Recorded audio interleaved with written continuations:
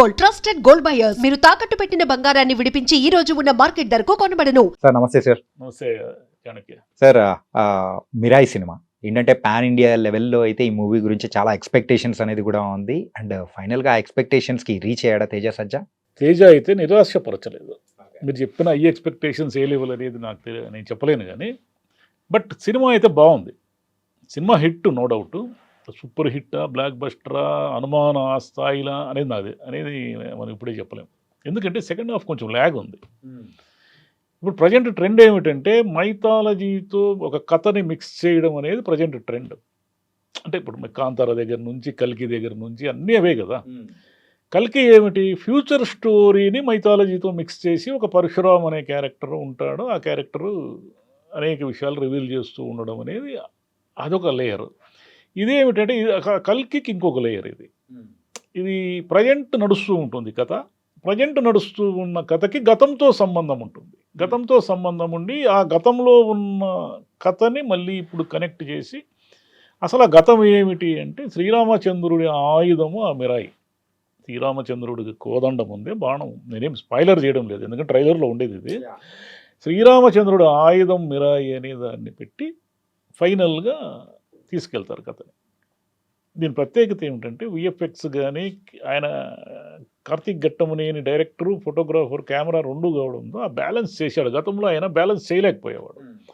మీకు గతంలో ఈగిల్ చూసినా, లేకపోతే సూర్య వర్సెస్ సూర్య ఆయన తీసిన 2 సినిమాల్లో కూడా ఆయనకి కెమెరా పనితనం మీద ఉన్న శ్రద్ధ కథ మీద ఉండదు. దీంట్లో ఆ తప్పు సరిదిద్దుకున్నాడు. కథలోనే ఉంటుంది సినిమా, కథను దాటిపోదు. కథ నుంచి బయటికి పోకుండా నడుస్తూ ఉంటుంది. దీంట్లో కూడా అగస్త్యుడు అనే ఒక క్యారెక్టర్ ఉంటాడు. ఆ క్యారెక్టరు కథని డ్రైవ్ చేస్తాడు మధ్య మధ్యలో వచ్చి. బేసిక్గా ఏమిటంటే, మూల కథ ఏమిటంటే, ఒక 9 పవిత్ర గ్రంథాలు ఉంటాయి. ఈ 9 పవిత్ర గ్రంథాల్లో 8ని స్వాధీనం చేసుకున్న బ్లాక్ స్వార్డ్ మంచు మనోజ్ అద్భుతంగా చేశాడు. అతను మంచు మనోజ్ అసలు నన్ను అడిగితే అతను విలన్కే బాగా సెట్ అయ్యేటట్టున్నాడు. హీరోగా అనవసరంగా ట్రయల్స్ చేశాడు కానీ విలన్గానే బాగున్నాడు మంచు మనోజ్.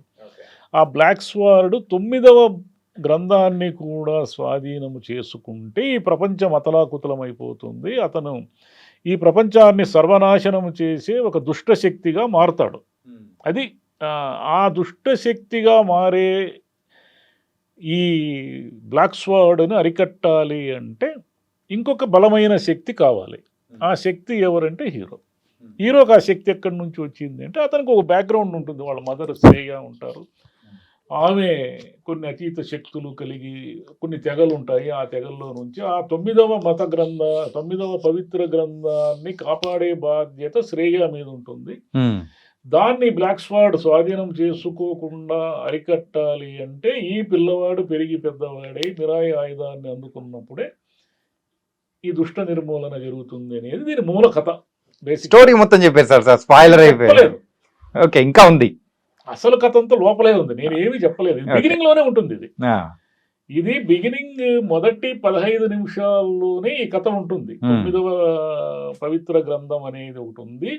దానికోసం ఒక పిల్లవాడు పెరిగి పెద్దవాడై ఆ గ్రంథాన్ని కాపాడి దుష్టరక్షణ దుష్టుల్ని శిక్షిస్తాడు అనేది మొదటి 10 నిమిషాల్లోనే ఉంది.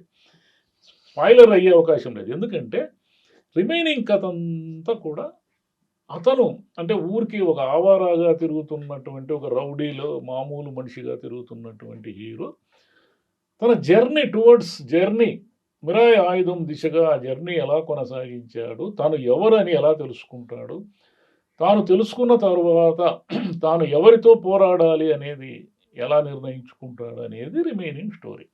ఇంట్లో డైరెక్టర్ గొప్పతనం ఏమిటంటే, రొటీన్ టెంప్లెట్లకి జారిపోకుండా, అంటే హీరోయిన్ కనబడగానే ఏదో ఒక పాట గీట స్టార్ట్ అయ్యి హీరోయిన్ లవ్ ట్రాక్ ఇలా లేకుండా, హీరోయిన్ ఉంటుంది కానీ ఆమె కథను డ్రైవ్ చేస్తూ ఉంటుంది. కథకు అడ్డం పడదు. మామూలుగా మన సినిమాల్లో జరిగే నష్టం ఏమిటంటే, హీరోకి హీరోయిన్కి అనవసరమైన ఒక లవ్ ట్రాక్ పెట్టి కథను డిస్టర్బ్ చేస్తారు. ఇప్పుడు ప్రేక్షకుడు అంత ఓపిక లేదు. నీకు ఉన్నటువంటి డ్రీమ్ సాంగ్ వస్తే చిరాకు పడతాడు. కథ మూడ్ పోతుంది అనమాట. ఆ మూడ్ని సస్టైన్ చేశాడు. సినిమాలో ఏమిటంటే ఫస్ట్ హాఫ్ అంతా కూడా సూపర్గా సాగిన ఫస్ట్ హాఫ్, సెకండ్ హాఫ్ వచ్చేసరికి కొంత కథని ఎక్స్పాండ్ చేసి రివీల్ చేయాలి కదా. విలన్ ఎందుకు అలా బిహేవ్ చేస్తున్నాడు, ఆయనకు ఫ్లాష్ బ్యాక్ ఇలా చెప్పుకుంటూ పోవడం వల్ల అక్కడక్కడ స్లో అవుతుంది. No doubt second half slow narration ఉంది. అయినా కూడా ఏమిటంటే మనం స్లో నెరేషన్లో ఉన్నాము అని గుర్తించేలోగా ఒక బ్రహ్మాండమైన యాక్షన్ సన్నివేశం వస్తుంది. ఓకే. ఆ యాక్షన్ సన్నివేశం వచ్చినప్పుడు మళ్ళీ మనము ప్రేక్షకుడు మళ్ళీ ఆ మూడ్లోకి వెళ్ళిపోతాడు. ఇంకోటి ఏమిటంటే ఒక పోలీసు కామెడీ ట్రాక్ ఏదో పెట్టడానికి ట్రై చేశారు. అది నిజానికి కథకు అనవసరం, అది పెద్దగా పండలేదు. ఎందుకంటే మూడ్ సీరియస్ మూడ్. నీకు మామూలుగా పాత సినిమాల్లో ఈ ట్రాక్లు పెట్టేవాళ్ళు. జగదేక వీరుడు అతిలోక సుందరులో పోలీస్ ట్రాక్ ఉంటుంది. వాళ్ళు ఏమిటంటే ఆమె ఎక్కడి నుంచి దేవకన్య ఎక్కడి నుంచి వచ్చింది ఏమిటి వీళ్ళంతా ఏదో కనుక్కునే ప్రయత్నం ఒకటి చేస్తూ అట్లనే ఈ సినిమాలో కూడా కొన్ని పోలీసులు ఏదో కొంత కనుక్కోవడానికి ప్రయత్నించి ఏదో విఫలం అవుతుంటారు. వాళ్ళంతా షాక్ తింటూ ఉంటారు అనమాట. అసలు ఏం జరుగుతుందో అర్థం కాదు. అది కొంచెం బాగానే ఉంటుంది కానీ అది సినిమా మొత్తం 2-3 ట్రాకులుగా రావడం అనేది పెద్దగా కరెక్ట్ కాదు.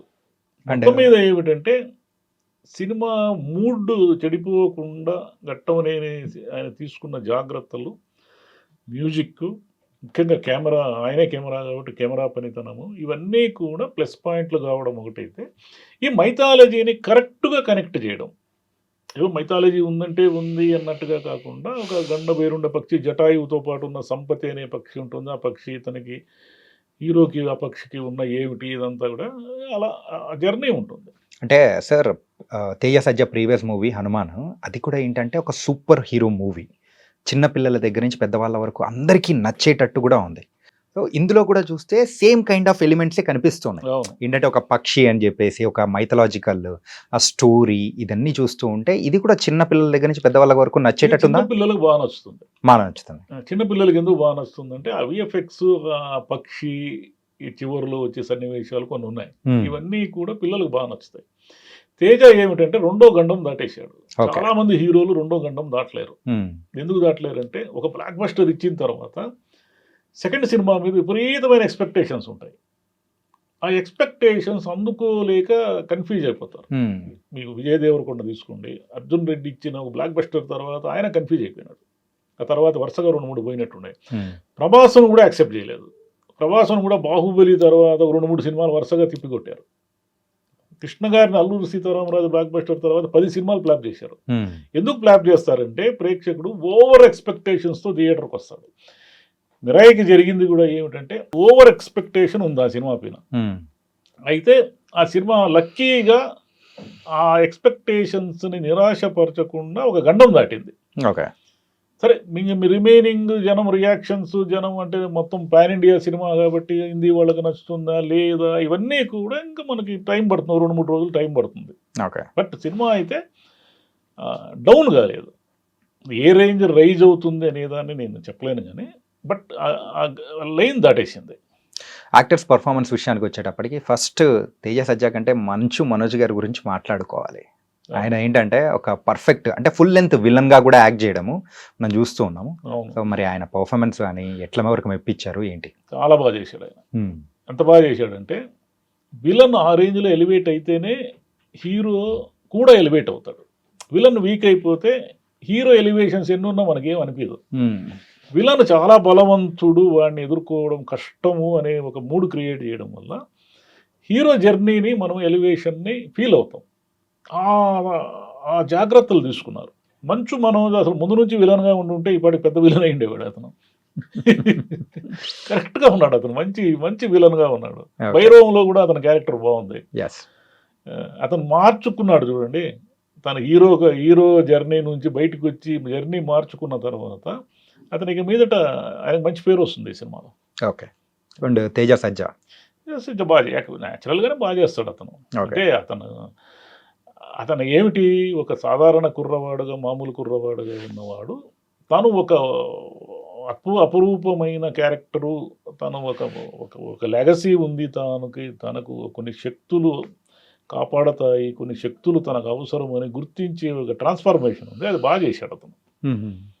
హీరోయిన్ అమ్మాయి మామూలు అమ్మాయి, క్యారెక్టర్ లేదు. అమ్మాయి చాలా నార్మల్ క్యారెక్టర్, అంటే గ్లామరస్ క్యారెక్టర్ కాదు అది. ఊరికే హీరోని తన ప్రయాణం దిశగా ఒక కెటలిస్ట్గా పనిచేస్తున్నాను. సీను వాళ్ళు ఇల్లు ఉన్నారు కానీ కామెడీ పెద్దగా అది కామెడీ సీన్లు వచ్చే సినిమా కాదు. కానీ ఇక్కడ మెయిన్గా విన్నది ఏంటంటే ఈ స్టోరీ అంతా కూడా నడిచేది కూడా శ్రేయ గారి చుట్టే తిరుగుతూ ఉంటుందని చెప్పేసి కూడా విన్నాము. మరి ఆవిడ క్యారెక్టర్ ఎలా ఉంది ఏంటి? శ్రేయ గారి క్యారెక్టర్ చాలా బాగుంది. శ్రేయ గారు కథే ఆమె కథే సినిమా. ఓకే. ఆమె ఆ గ్రంథాన్ని కాపాడే బాధ్యత తీసుకోవడం వల్ల ఆ సినిమా మూల కథ అంతా ఆమె కథగా మారుతుంది. ఓకే. ఆమె సినిమా అంతా లేరు, సినిమాలో మొదట కాసేపు కనిపించిన తర్వాత మళ్ళీ అక్కడక్కడ కనిపిస్తారు తప్ప, కానీ మూల కథ అయితే ఆమెదే. ఓకే. అంటే ఆ కథకు పిల్లర్ వచ్చి శ్రేయ గారే. ఆమె బాగా చేశారు. ఆయన జయరామ్ అగస్త్యుడి క్యారెక్టర్లో ఆయన బాగా చేశారు. జగపతి బాబు గారిది పెద్దగా ఏమీ లేదు. ఓకే. ఓకే, ఉన్నారని ఒక 10-15 నిమిషాలు అంతే. అండ్ ఫైనల్గా అంటే ఈ మూవీ ఎలా అంటే సక్సెస్ అనేది కూడా రీచ్ అవుతుంది అనుకోవచ్చు? ఖచ్చితంగా సక్సెస్ అవుతుంది సినిమా. ఇట్లాంటి సినిమాలు ప్రేక్షకుడు కనెక్ట్ అవుతాయి. ప్రేక్షకుడు ఇప్పుడు మైథాలజీ మిక్చర్గా ఉన్న సినిమాని ఎంజాయ్ చేస్తున్నాడు. అంటే ఒక అతీత శక్తులు, ఒక సూపర్ మ్యాన్ పవర్స్ అనేది ప్రేక్షకునికి కనెక్ట్ అవుతున్నాయి. ఆ లెక్కన చూసుకుంటే ఈ సినిమా పాన్ ఇండియా సినిమా అయినా ఆల్ ఓవర్ ఆడుతుంది. ఇది రీచ్ ఏ మేరకు ఏమిటి అనేది మనము మా మధ్యలో సెకండ్ హాఫ్ కొంత ల్యాగింగ్ అదంతా లేకుండా ఉంటే నెక్స్ట్ లెవెల్ సినిమా ఇది. ఓకే. ఆ సెకండ్ హాఫ్ కొంత సెకండ్ హాఫ్ ఎప్పుడు ల్యాగ్ కాకూడదు. ఫస్ట్ హాఫ్లో ల్యాగ్ ఉన్న సెకండ్ హాఫ్ ఒక రేంజ్ వెళ్ళిపోయిందంటే జనం సంతృప్తిగా బయటకు వస్తారు. సెకండ్ హాఫ్లో ఉన్న ఇబ్బంది ఏమిటంటే అది ల్యాగ్ కాకూడదు ఎప్పుడు. దీంట్లో కొంచెం అక్కడక్కడ జర్కులు ఇస్తూ ఉంటుంది. ఏంటి ఇట్లా జరుగుతుంది అనుకోగానే మళ్ళీ కొంచెం హైప్ క్రియేట్ అవుతుంది. ఆ జాగ్రత్త ఉంది సినిమాలో. మనకు కొంచెం డౌన్ అయింది సినిమా అనుకునేలోగా ఇలా పైకి లేస్తుంది అనమాట. Okay, nice sir. ఓవరాల్గా మిరాయి మూవీ అయితే బాగుంది అనమాట. Okay, thank you so much sir. Thank you to. And for more videos, Please subscribe to iDream. Please subscribe to iDream. Please subscribe iDream. And please subscribe to iDream. For more videos, subscribe to iDream. please like, share and subscribe to the channel. Congratulations, iDream. Subscribe to iDream. Subscribe to iDream. So subscribe to iDream Media. iDream ki iDream team andarki huge congratulations. Please subscribe iDream Media. Please subscribe to iDream. Subscribe iDream. Please subscribe to iDream. iDream అంటే నా కళల channel subscribe చేసుకున్న నోరు తిరుగుతలేదు, మీరైతే గంట గుర్తు కొట్టండి. For more such videos, please subscribe to iDream. Subscribe to iDream. Please subscribe to iDream. Please subscribe iDream Media. Please do subscribe to iDream. Please subscribe to iDream Media. For best entertainment and information, please subscribe iDream. And don't forget to subscribe to iDream.